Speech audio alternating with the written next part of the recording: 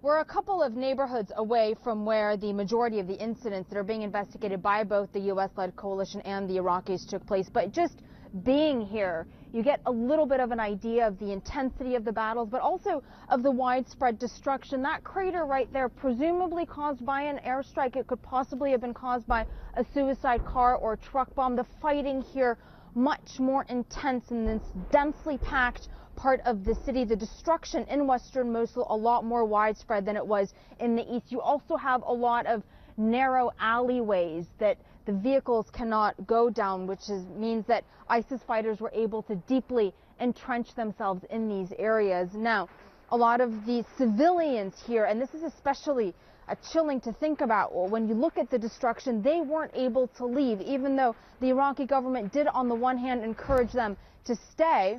Had they chosen to leave, they wouldn't have been able to, because ISIS has been using the civilian population as human shields.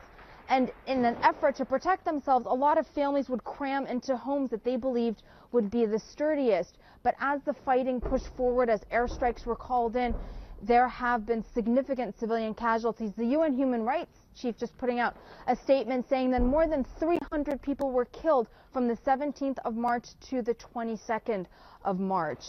One woman who we spoke to in this particular neighborhood, and that sound, if you can hear it, mortars being fired by the Iraqis going overhead, fire towards the front line that's deeper inside Mosul at this stage.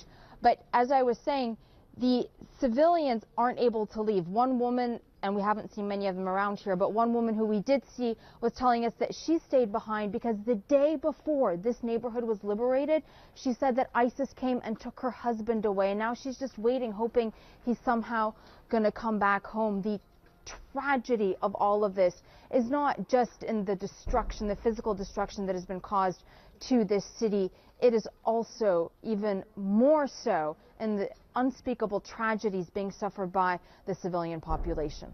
Arwa Damon, CNN, Mosul, Iraq.